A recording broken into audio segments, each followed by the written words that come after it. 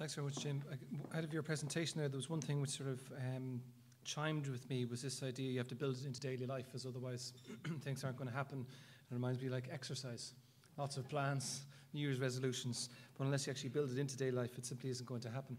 When it comes to the question of policy and also business plans, I guess hard data is what you're going to require, what you're going to need. And our next speaker is going to provide that. His name is Martin Sewell, and he comes from the University of Cambridge Centre for Climate Change Mitigation Research.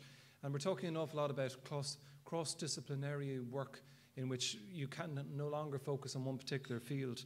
And he has done just that. He's focused on computer science, environmental modelling, psychology, statistics, finance, and climate change mitigation. So it's across-the-board stuff.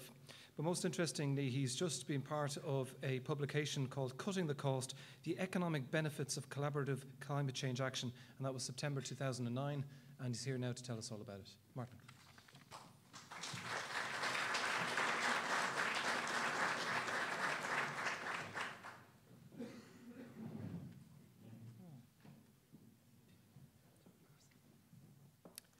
Thank you for inviting me. It's still pretty early for an academic, actually.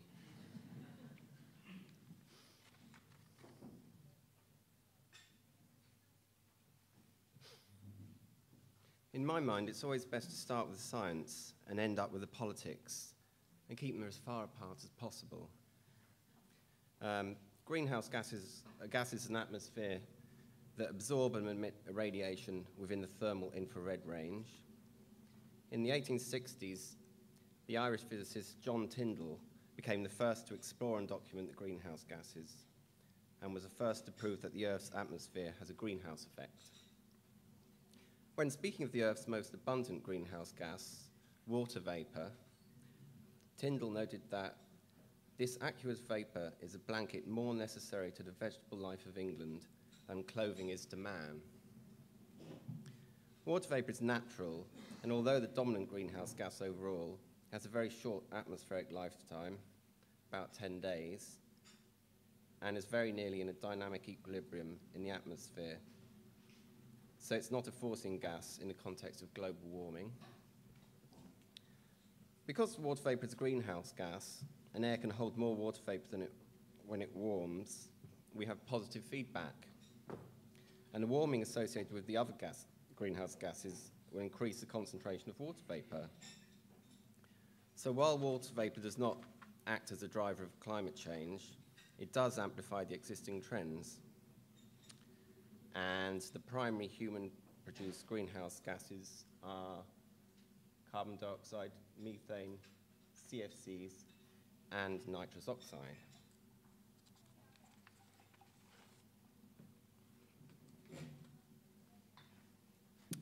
The greenhouse effect. Solar radiation passes through the atmosphere. About half the solar radiation is absorbed by the Earth's surface. Radiation is converted to heat energy, causing the emission of long-wave infrared radiation back to the atmosphere. Some of the infrared radiation is absorbed and re-emitted by the greenhouse gas molecules.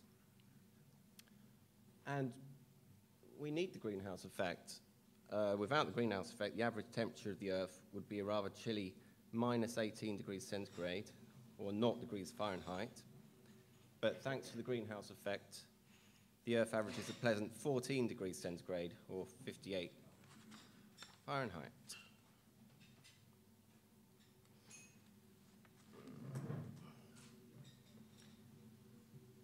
The recent increase in levels of carbon dioxide is startling, actually.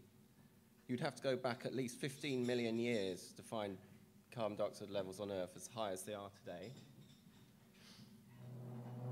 In terms of the atmosphere, all things being equal, we prefer the status quo because the environment to which we are adapted is the one in which our ancestors evolved.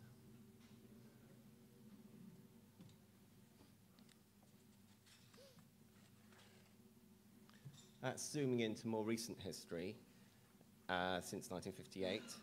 That's the Keeling curve of atmospheric CO2 concentrations measured at the Mauna Loa Observatory in Hawaii.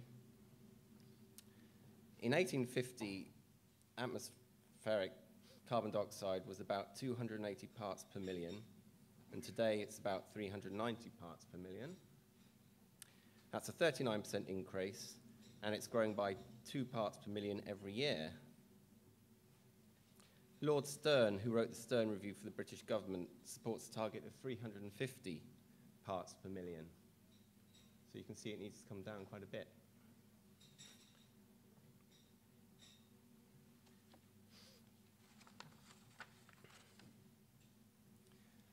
Before we apportion blame for the increase in carbon dioxide, we need to understand the carbon cycle.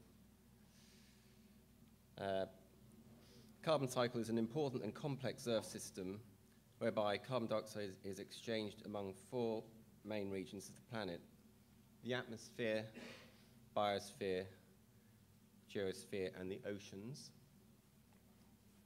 Thankfully, about half of all of our carbon emissions are absorbed by the natural carbon cycle and do not end up in the atmosphere, but rather the oceans and the soil.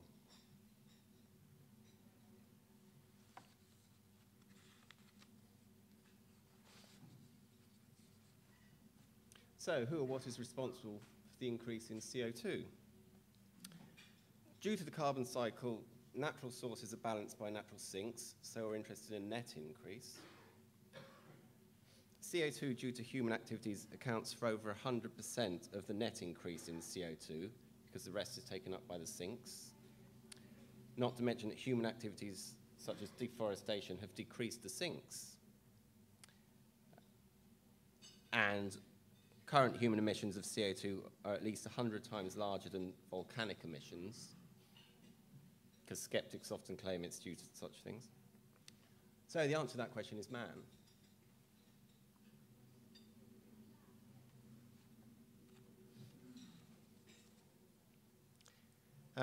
This chart is a comprehensive view of global anthropogenic greenhouse gas emissions, the major culprits being industry, buildings, transportation, and agriculture.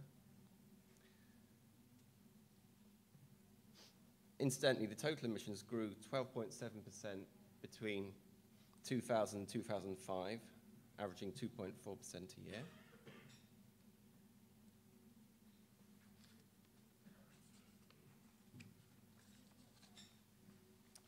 Now, this chart shows a comparison of 10 different published reconstructions of mean temperature changes during the last 1,000 years. The oldest articles are bluish lines, the newest articles reddish lines, and the instrumental record is shown as a black line. The medieval warm period and Little Ice Age are labelled, but it's still disputed whether these were truly global or regional events.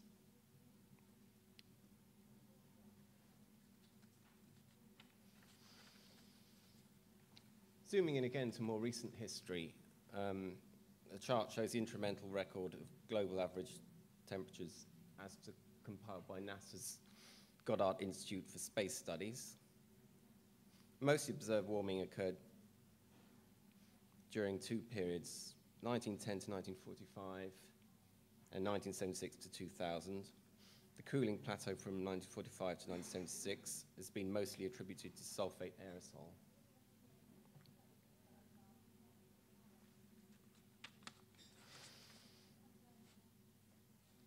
How can we be responsible that man is responsible for this increase in temperature? The red line plots real-world observations, and it's the same in all 3 charts, whilst the grey lines are generated by the models. Just looking at the first graph, it looks like over the past 100 years, something of the order of 80% of global warming has been due to man. Natural factors may have contributed to the observed warming in the first half of the 20th century, but they certainly don't explain the warming over the last 50 years.